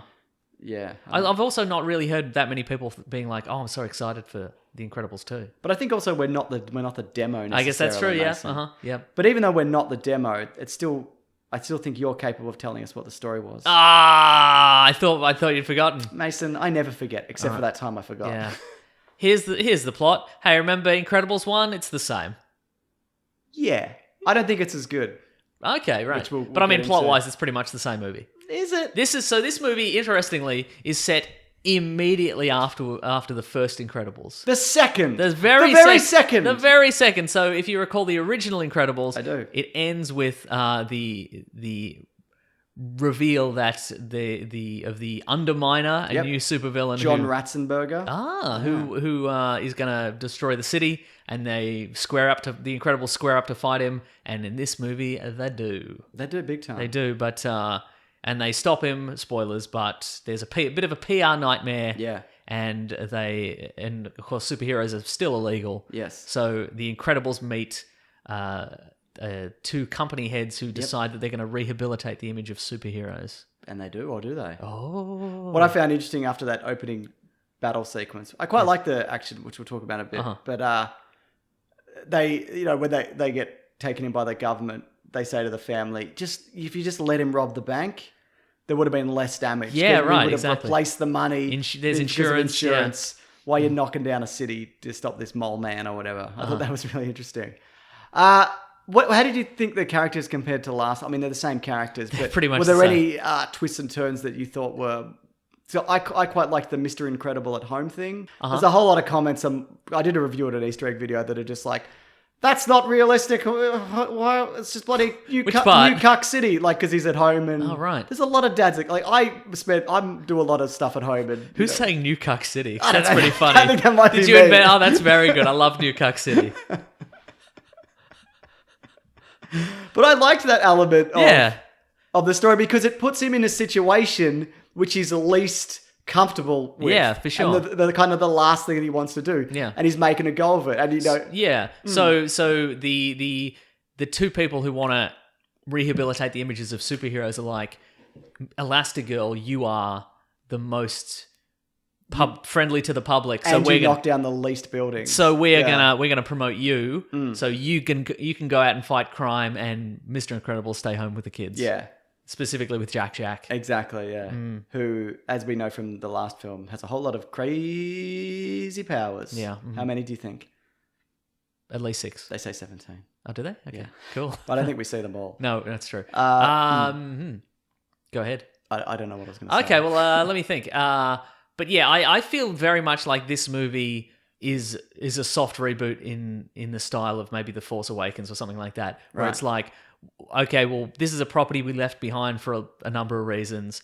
Let's reboot it again because it's been 14 years. Yeah, a long time. And let's do a sequel in a couple of years. Let's Yeah. do Incredibles 3 almost immediately. I think you're probably right. Because this is I like this movie a lot, but it is almost identical to the first one. I feel plot wise and action wise, it's very similar. See, I think there's elements of it that are missing that the first movie had. And one of those things was the first movie's got some really dark turns. Right, okay. And I think the stakes are a lot higher because there's moments in the first one, spoilers, where he thinks his family's been murdered. Yeah, okay. And then he grabs Syndrome's assistant and he's going to break her neck. Well, I mean, a lot of superheroes were murdered in that movie. Yeah, exactly, I don't think yeah. anybody is murdered in this movie. Maybe not, yeah. Yeah. Yeah, so I think that element of it. Also, I really did like the action sequences in this. Yep. And they're probably better than the last They're one, bigger, especially certainly. visually. Yep. But I think each of them boil down to stopping a big thing that's out of control. There's 3, Yep. and they're all stopping a big thing. Yeah. Are you in favor of big things smashing up things? Yeah, I've seen Speed too. I haven't, but yes, that's what I'm saying. Wow. I just think there's really a creative use of powers in this movie. So I didn't even notice coming out of it initially because this does what a lot of superheroes movies don't do. A lot of the new X-Men and in particular the Fantastic Four, they don't get the team element working together right. That's true. Yeah, it's just. Everyone shoots a laser at a thing and then it stops. And some people forget, what powers they have. And you'd be like, well, if you've had your powers your whole life, wouldn't you be able to do this? So wouldn't you remember to do this kind of thing? Yeah, that's right. When you say this and this, what do you mean by that? Just springy elastic stuff? Springy elastic stuff, yeah. Sure. Yeah, but I mean, when you look at what they've done with the Fantastic Four, in particular the last one, yes, there is so much you can do with that set of powers with those four people. Agreed. But they end up doing the double fist punch for Mr. Incredible, or not Mr. Incredible, Mr. Fantastic or whatever, which just no good. What do you think about the kids this time around? Do you think they got enough play? Well, again, Violet got a, I'm awkward at school. Yeah, right. She had that subplot, and Dash, I like the way they brought that back though. Yeah, like because she gets over that, and then inadvertently the dad drops her right back in the way she used to be. That's true. Which yeah, I quite enjoyed. Yeah. Mm-hmm. Mm. And Dash has just being being big Dash. old jerk. Yeah. Okay. Yeah. Yeah. Yeah. Good. I don't think everyone's going to be on board with the baby, but I love that. In what way? Because it's a cute baby and it's got powers and whatever. Yeah, right. I think people might see it as like a Minions thing. Right. Oh, But yeah. I guess so. Some of that was my favorite stuff. Well, Jack does get an action sequence that we'll probably talk about in a minute. Yeah, but that's my favorite. It moment. felt like it's so great. Yeah, it felt like I don't know, like one of those when you'd watch it, when there'd be like a pre-Warner Brothers, there'd be a little cartoon before your main movie, and it's just like these characters have some fun antics, and or it felt like maybe a Roadrunner cartoon or something like that. But it also, a lot of it was like a scaled down version of an epic superhero That's battle. true, yeah. Speaking of things that happened before a movie, we caught the tail end of the short film leading up to this. Oh, yes. What the fuck Oh, was that? the wonton. The weird wonton boy or whatever. Yeah, okay. Uh-huh. I hated that. Right. I did not like that. Well, I've at never all. really been a fan of any It of felt really disingenuous. I mean, I didn't catch the start of it. See, that's probably why. But I just didn't. I wasn't on board for that at all. And I normally quite like those. But you're not a fan though of those in general. No, not really. Have you seen the band one, the one man band one? There's some really good ones. All right. Yeah. This one maybe it is good, but I was. Okay, it'll be on the YouTubes It'll at be some on the point. YouTubes probably already. Frozone I liked. Yep. Yeah. Still yelling at his wife. Yeah, good stuff. They're yelling at each other, Mason. It's mutual. Okay. That's what I like. I quite like the introduction of new heroes and the new powers that we see. But the design-wise, I don't think they work. In what sense? Well, you look at the Incredibles costume and it's classic and even the updated one, and same with Frozone. But this was just kind of, it felt generic-y superhero. I feel Frozone's costume is quite generic though. I feel the new costumes were mostly in line with Frozone, which is it's like a color blocked spandex. Yeah, it's just a color blocked spandex costume. Okay, yeah, fair enough. I think the only reason we think of the Incredibles costumes as more iconic is because there's more of them. Yeah, but I think also that I'd imagine maybe it's intentional because Edna created the Incredibles ones. Yes, right. And these were created by a corporate company because even the new like Elastigirl one isn't as good as the classic one or the Incredibles one. That's true. Yeah. Yeah. So maybe that's intentional, but I liked the new powers and seeing them go up against the heroes for various reasons. The villain we can't really talk about here. No. But not great. Right, yeah. Comparatively. Not great, not surprising. I mean, Syndrome's one of the best comic book villains that we've seen. Yeah, comic okay, book movie right, villains. all right. So that's hard to top, but I think it doesn't need to be necessarily surprising, but I think more interesting than anything. And again, we really have to factor in whenever we review something like this. It is a kid's movie. Sure. I mean, you don't want the plot to be too intricate. No, definitely not. But I think you can have a reveal in a kids' movie without it going over their heads. The reveal wasn't really the problem for me. It was more that it wasn't a super compelling. Yeah, right. And a bit of a nonsensical And I think, villain, like we were saying before, that they probably want to do an Incredibles 3 ASAP. Yeah. I think maybe this one is a little more simplified because they're broadening out. Yeah. Like that's the reason there are fewer murders in this one. There's way less murders. Yeah, so, because they're like, well, kids Don't like murders as much. don't like murders as much. Yeah. Yeah. Also, when the first one was made, it was when Disney and Pixar were more of separate entities, I believe. That's true. Yeah. Maybe that's not the case. But now they're very much the one company. You know what is strange? Because I was with my Easter egg video, Mason. I'll link it below if you want to check it out. There's a bloody, there's a whole lot of, there's a big old ton of them. This movie looks so much better than the first one. Like watching that footage side by side, I'm like, Jesus, that's rough. Oh, really? I mean, yeah, and that's a great film, but there are moments where it's like the streets are empty, really bland, flat textures. Yeah, I guess that's true. Yeah. But this, like, even like the detail on the costumes, Yeah, even like- though they keep the simple designs. yeah. Like the textures and the backgrounds and like Yeah. wood paneling and just all things like that. Bob Odenkirk's character wears like a sharkskin suit and crocodile shoes. Yeah, right. And you can see all the individual textures Yeah, on absolutely, yeah. So it's kind of, there's elements of photorealism. And the food, especially. Oh, food looks so good. Food looks like real the waffles food. looked great, right? Look like great waffles. Have you been ordering waffles on your phone? Is that what you're doing? No. No. You don't want waffles on a bike, Mason. You want waffles piping hot delivered straight to your door in a jet boat. Absolutely. Yeah. You know what I also thought was interesting? They made Mr. Incredible, they give him the receding hairline and a bald patch in the first movie. You're right. They took out the bald patch. In Did this they? one. Okay. They did, yeah. Or they kind of maybe brushed it over a bit more. But the reason... Mr. Incredible brushed it over a bit more. Sorry, I he think did. you're You're fine. right, yeah. But apparently the reason they gave him the bald patch is because he looked like a jerk if he had his big old incredible hair as like a 30, I think he's 39 Okay, year old right. man. Yeah. Uh-huh. Yeah. Can you believe we're closer in age to bloody Mr. Incredible than the kids now, mate? Wouldn't bloody read about it, You would wouldn't read about it. You would not read no, about you it. probably wouldn't because that's not Absolutely very not. interesting. No one Yeah. would write that down. Should we go to the next Spoilers? Yeah, let's go to spoilers. All right. Well, I'm going to say best movie ever. I Yeah, enjoyed this movie. absolutely. We've had 2 best movies ever this It's week. been great. Yeah, we've had thinking of this year, it's been a pretty good run. Like Black Panther, Avengers. What else have we had? Other movies. Incredibles 2. Incredibles 2. Upgrade. Ocean's 8 was fine. You loved Han Solo. You know, in retrospect, I shouldn't have liked Ocean's 8 as much as I did. Yeah, it's okay. It's fine. It's an Ocean's 13. Yeah, I guess. Yeah. Really? So you've Yeah. turned around on it a bit. A little bit, yeah. But what about the glitz and the glamour? Yeah, it's fine. I mean, I do love glitz and glamour. It's true, you do. Yeah. Yeah. So there's only really one spoiler in this movie. And Correct. that's that the villain is the person who's not revealed in the trailers. Correct. It's not Bob Odenkirk's character No. who you would potentially assume is the villain because he's the only new character introduced in the trailer. Until you see his sister. Sister who is the villain. I like the villain. I like the concept of the character, I think. Like their powers. Yeah, the screenslaver. Yes. I like that too, but I didn't buy the motivation because basically the idea is if you have not seen it and you're still listening, You're still a listening. their parents were killed because a burglar broke into their house, Yep. but they had a phone linked to 2 superheroes. Superheroes. And instead of going in the safe room, they rang them. The superheroes didn't answer. Even if they did answer, they couldn't have got there in time. And then they were both killed. Yes. Right. So one of them's like, well, let's bring back supers and that would have happened. The Bob Odenkirk guy. And the sister is like, no, let's...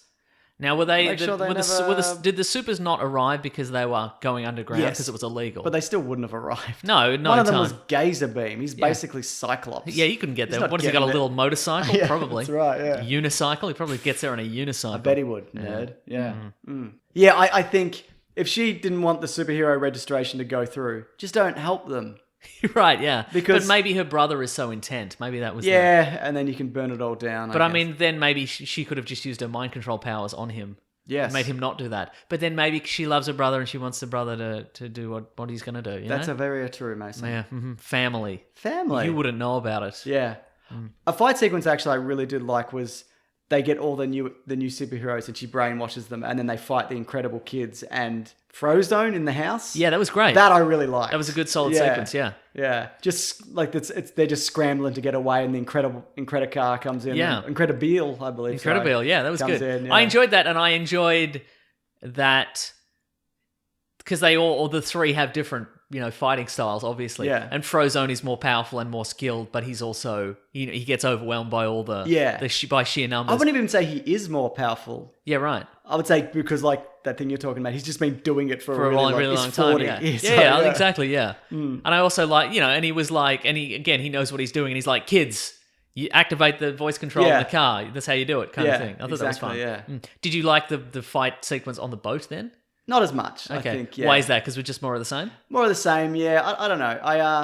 I just thought that had more stakes involved because they're kids and they shouldn't be in that situation. Yes. And Frozone gets taken over during the fight, so it kind of goes south. Mm-hmm. No, it's not for me. It's not as good as the first, but it's still definitely worth saying. Anything else to add? I think it was as good as the first. Well, you're wrong. No, I'm right. You think Jurassic World is better than Jurassic Park? Yeah, I do. Your opinions are I void. do. I don't know, but I didn't. I guess because it's been so long since I've seen the first Incredibles, I didn't go in expecting it to be more grim and dark. And if anything, that's something I hate about Disney Pixar movies, is they're grim and dark. Yeah, right. So I'd much rather have this kind of light, fluffy, fun thing. Okay, fair enough. Mm-hmm. Like a ball. What? Like a fluffy ball. Like a fluffy ball. Yes, exactly. Thank you. Yeah. I don't know why I thought that you would know what I'm talking about. Mason, why are you drinking out of a jar? Because you gave me a jar to drink out of. It's artisanal. Ugh. They actually had some of my mum's soup in it. Oh, okay. But it's been washed. Still a bit soupy. Is it? Yeah. Is it really? No, I'm just kidding. Okay, because I was going to say, it's been washed a couple of times. I'm through the bloody dishwasher. I wasn't aware you bloody lived in bloody Portland. With I don't. Bloody... I don't live in... I was about to say where I live. I live at 52. No. Well, see, he's revealed it. That's actually true. So if you just go to just go to every 52 numbered house in Melbourne. I'm standing out the front. Eventually you'll find him. But bear in mind, if anybody does show up my door, you're going to get your head caved in. Oh, absolutely, yeah. Yeah. It's going to throw a dog at you. That's all right. Okay. What do we got here? I think next segment? Yeah, let's do another segment. What we reading? Oh, what we going to read? Oh, wait, before we do that, I got one review on Twitter. We don't really get more than this, but I guess because it's a staggered release. This is from Nesta. The first Incredibles movie was incredible, and The Incredibles 2 was incredible too. Ooh. So there you go. See, I feel in some ways they've just used the titles of the movie and like massaged them into a kind of a... What do you mean by some ways? Oh, in every possible way. Okay, good. Very good. Yeah. All right. Let's do a next thing. Okay. I'm doing a thing. What are we reading today? What have you been reading or reading? I've written Watchmen Watch again here. It's not happening, no. But also, I've forgotten it, yeah, so I don't think I kind of feel like I want to maybe wait till there's 3 more issues out or something like that, but that could be the rest of my life. It could be. You know? Yeah. It was going to be a schedule. It was going to be one a month for a year. And Wasn't it one every 2 months? Maybe. I don't know. It's going to be a schedule, though. It was definitely going to be a schedule, but it's all over the place. Yeah. I don't know. Yeah. Also, I watched Game Night. Oh, I watched that. Yeah. Jason Bateman and Rachel McAdams. I quite liked it. I also kind of liked it's a it. good one, Good ensemble cast. Apparently, there's been some good comedies this year. That and apparently Blockers is quite good as well. I see, right. So there you bloody go. Okay, yeah. It's been a bumper year for movies, Mason. Year for... And it's the thing, because I guess it doesn't even occur to me to watch comedies at the movies anymore. No, me Because neither. I guess there was a run of... I guess maybe I got burned out on like Seth Rogen... etc. Yeah. Like that. And I mean, I like Seth Rogen, but it was just there was a what seems to happen with comedies is there's some particular brand of comedy gets popular, and then we get hangover movies. We get hangover movies for ages, and then I get sick of it. Yeah. But there's some good stuff coming Feels out. like there's a new era kind of happening at the moment. Yeah. Mm. No, I agree. Game Night was quite good. Good twists and turns. Yeah. Did you buy the villain? Yeah, I don't really remember. Okay, right, fair enough. I don't think it mattered to me. No, I guess that's true. No, I mean, Yeah. I I'm didn't. trying to remember who it is. Oh, it's spoilers. Yeah. It's Michael C. Hall. Remember? Oh, right. Yeah, sure. Whatever. I don't really Yeah, care. see, I don't know, because he didn't strike. He's not. I don't know. Like Haven't outside. you seen Gamer? He's a great villain. Yeah, good point. Outside of the context of Dexter, he doesn't seem very threatening. Yeah, I right. guess, When you he's know? hasn't got someone strapped to a plastic Exactly. rope. When you don't have all the psychological build-up, when he just shows up, he's not physically that imposing. Maybe he is, but he didn't. He was. They seemed to film him from above, so Yeah, he seemed right. quite small. I don't know. He would have been a great Daredevil. Oh yeah, I can see that. Yeah. Yeah. Do you disagree? Do you disagree, Mason? No, I agree. What have you been watching? I've actually bought a video game, Owlboy, on the PS4, Uh-huh. which is like a retro platformy type game. I heard Levins talk about it, and it sounds really great. And so I'm going to give that a bloody whirl. I played a bit of it, and I'm like, this is quite good. And my son keeps picking up the case and being like, we should watch. He doesn't say we should watch this, but he's like, watch this. And I'm like, it's a game. We can't watch it. Oh, does he know? Does he get it? Can he? No, Can he? I haven't shown him any video games. Oh, yeah, yet, good idea. So what makes it retro and what makes it... Pixel art. Okay. And I'm kind of sick of seeing that kind of like, look, it's a retro game, but this is and we've used this style of Nintendo, Super Nintendo, whatever. I still love it, and I guess it's because I'm not oversaturated. No, because a by lot it. of it's been shit. Yeah, But this right. one's been like one dude or whatever made it since like 2006. Yeah, wow. So the detail in it is incredible. I can show you a bit of it after if you want. Thank you. Though I do need to edit this podcast because it's going out today. No, I get it, It's yeah. very behind. All right. And if my son didn't split his head open, Mason, we would have been a different On world. track. Yeah. Come on, mate. Yeah. He's fine, by the way, everybody listening. He's okay. Anything else that you're reading or watching? No, that's about it. Oh, I was going to say, but what is the modern twist of Owlboy? Okay, so you can't.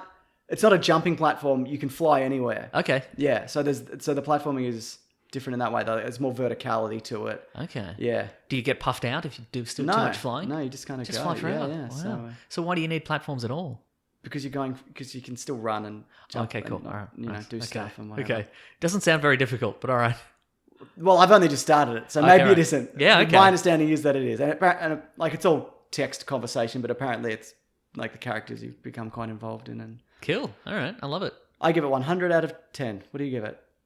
Having not seen it Yeah. at all, like Yeah. any even Not even the case, yeah. screen Yeah. shots or case, 100 out of 10. Wow. Yeah, because I trust you. Yeah. I trust your judgment. This thing that I haven't really played. That's right. Great, good. What is the time for now? It's time for letters.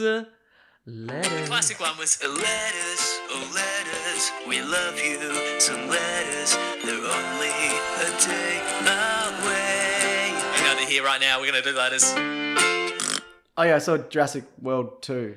Oh, yep. It's not very good. Not a letter though, is it? No, but I should have mentioned it in that. We're talking about that next week for people who are there and seeing it. Are you going to see it? Well, I Yes, I'm guess going to you see have it. to. Yeah. Yeah. I'm going to see the 6 minutes of plot that has not already been revealed in the trailers. Mate, you're going to have a bloody bumper time. Mm-hmm. You got to if you want to reach the show, #WeeklyPlanetPod on Twitter or weeklyplanetpod@gmail.com. Okay, if we're going to talk about Jurassic World Fallen Kingdom, and we're not, but let me, having seen the trailers and Yeah. the movie, Yep. were you surprised by anything that happened in the movie? Yes. Ah, There actually was a surprise. all right, in it. cool. Yeah. All right, good to know. You might like it because I feel like sometimes I tell you that I don't enjoy things, and then you see them, and then you're like, "It was okay," because I tell you they weren't good. It's not. It's not terrible. It's more solo. It's like, what is Okay. this even? All right, I get for it. me, yeah. Okay, what do you got? Okay, this is from this is from Mick Willem, and I've chosen this one because it's got a great subject line: near-death experience listening to the Weekly Planet. Did we get a few of these? Yeah, I think It's we like do. It's like I broke my arm listening to your show. Are we or, cursed? yeah, maybe. Oh, all right. Well, that's fair I enough. sailed a yacht off the edge of the world. Yeah. Flat yeah. earthers, you know. Our friend Mick, he listens to the podcast at the gym, Good. and says you just can't hold an iron bar over your head and listen to our nonsensical ramble. As a safety measure, I've drastically lowered the weights I train with after numerous occasions of suddenly finding myself fighting for my life. So that's pretty good. Don't lift an iron bar over your head if you're listening to a podcast. Well, I'm imagining him lifting it vertically, so it's like a spike. It's just directly above his head. That's dangerous. He's my going to friend. get Final Destination. Yeah. And yesterday I rode my bike listening to the Weekly Planet, and while crossing the road with a green light, a car bumped into me. So Oh, wow. that's a Final Destination style curse, I feel, is what you're getting there. Don't do Yeah. that. Yeah. Wait, so the car had a green light. He didn't have a green man. No, he had a green man. It says while crossing the road with a green light, so I'm assuming he had the green light. Okay, yeah. Yeah. That's not his fault. But No, you still it's a- keep your eyes open. So it's a curse. For That's what I'm cars, saying. it's a curse, It's not his yeah. fault. It's a curse. Yeah, good. Maybe a lot of people have been killed, but we haven't heard about it. Well, we wouldn't, would we? No. Yeah. All right. This is... Can Mick be the official guy you'll never hear from again of the podcast? Absolutely. This is from Laura on Twitter. This should have been from last week. With all the great trailers released now, could you not mention the best looking trailer? How to Train Your Dragon 3 looks amazing. Disappointed boys, sort it out. Yeah, I like that trailer a lot. I haven't seen 2. Okay. I've seen a little bit of the show. It's on Netflix, and my nephews enjoy it. Did you see that trailer? I did not see that It's got trailer. Bearded Hiccup. You familiar? Have you seen any of these? No. They're good. The first Okay, one's good. alright, At least. okay. Maybe the second one's good too. When you say good, Yeah. what do you mean? They're just good. Entertaining? Yeah. Dreary, sad. Entertaining. Pick DreamWorks face. All right, okay. Yeah. All right. They're on the way better side of DreamWorks stuff though. Okay, all right. Okay. All right, because I was going to say DreamWorks. Yeah, I know. But they do some good stuff. Like Shrek 3. Shrek the Third with Justin Timberlake. You ever seen it? Bad. No, I don't think I have. I think I've seen 1 and 2. Very good. What else you got, Mason?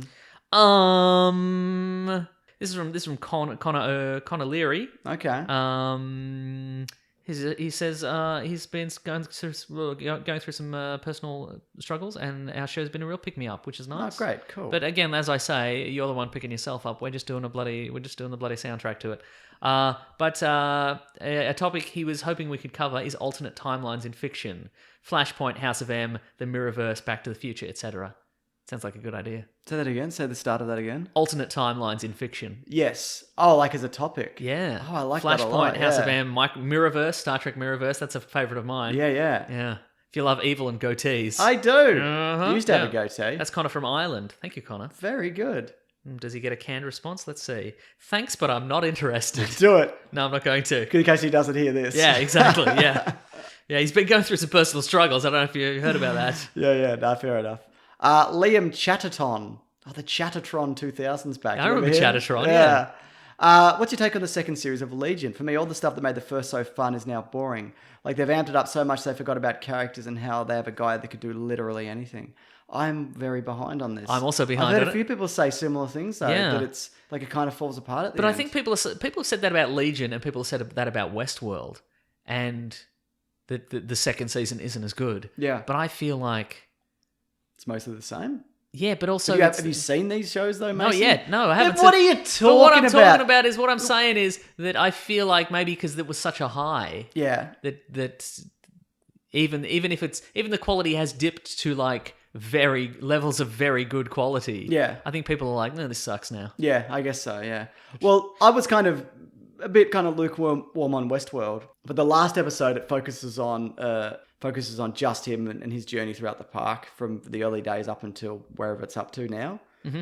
And it's him trying to make sense. Like, I'll just quickly say it. He's a Native American dude. Yes. And he's figured out that it's not right. That's not the real world, and they're swapping out people. But he doesn't have the context of what it is or who's behind it or right. what's on the outside and it's just incredible. So that episode alone has made this season like jump up quite a bit for me. Yeah. One more question here from me, Mason. I'm ready. This is from Marcus Drew. #WeeklyPlanetPod. If Spider-Man was Australian, what would be the best city for web slinging?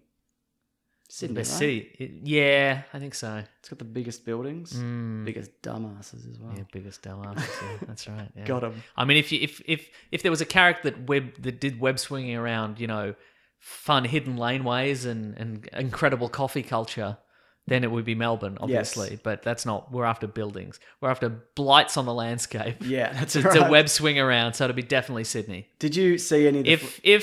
If Spider-Man There needed we to go. swing around bloody non-existent nightlife, if that was his bloody thing that he swung around, then definitely Sydney. If you love a tourist destination for the visuals alone, then yes, he would love that. But if he wants a city with real culture and right. real men... Yeah. No, I quite like Sydney. Yeah, Sydney's alright. Yeah. I've only been there once, but it was nice. Really? Yeah, with you guys. Oh, yeah. At one time we At went, one yeah. time, yeah. Uh-huh. Wow. Yeah. There you bloody... Did you see any of the footage of the Spider-Man PS4 game? How they bring all the different villains they've released? No, This is does it look good? It looks incredible. I Great. cannot wait. I'll wait, but I cannot wait. Give me 2 villains.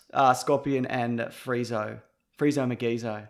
Friezo McGeezo. No, Scorpion and Electro, and also Shocker, and also Rhino, and also Mr. Negative, and And what are they doing with these characters? Are these comic they're all book beating up Spider-Man at once. No, I get it, but are they comic book accurate, or is it like is it a new? It's spin? a new design, but it's works. a new Yeah, Spider-Man but it costume. totally so- works. Okay, cool. I think it's going to be really fantastic. Yeah, Nice. Did you see any other E3 stuff that you want to kind of talk about? No, I should get a video game system. That would Get a PS4. Okay, I'll get a PS4. I'm thinking of getting a Switch as well. All right. Okay. I'll save all my pennies. Nice. I'm saving up in pennies, even though it's not a currency here. I don't even know how I'm going to spend them. It's taken a long time. I mean, you can't even change them at the bank. Exactly. That's They what I'm won't saying. take coins. Yeah, but you know, you got to do what you got to do. That's correct. Oh, just quickly, I ran into Tim at the Jurassic Park 2 Fallen What's Going On with Dinosaurs screening. Who's Tim? Tim was at our live show also. I Oh, don't know if you yeah. knew him. Okay. Yeah. Yeah, and it was his birthday on Friday. So Happy birthday, Tim. Bloody shout out to Tim. Did you meet him and his mate Rob after the show? Yes. As well? They bought me a beer, which was really, really good dudes. It was really good to see those guys again. Yeah. He works for Schweppes as well. They make that sweet ass creamy soda. Oh, yeah. The good one. The one you can't The drink. one 'cause I it's got can sugar never in drink it. ever again. Yeah, But right. I finished the thing. Okay, you going to go back on the sugar? I know. I don't think I am. I had a scone yesterday and my heart nearly stopped. Did it have jam and cream on it? No. Wow, just a plain, I did have jam and cream on it. scone. No, it was good, but I think I'm going to try and stick to a lot of Wow, this. well, you look great. Thanks, Mason. I appreciate that. Well, I feel slow and old and creaky and skinny and hungry. You look like a stiff breeze would crack you in half, if I'm honest. All right. Do the end of the show. Oh, my goodness. Okay, you can find us at at Weekly Planet Pod and Facebook. You can find us at 52. You can find us at bing.net or whatever you can find us at arcsjeeves.net or whatever it was. You can find us specifically at Weekly Planet Pod on Facebook and Gmail and Twitter and Bandcamp, where we have our new Jurassic World commentary. Yeah. I am Wikipedia Brown on Twitter, and on Instagram I am Nick Maseau, NickMaseau.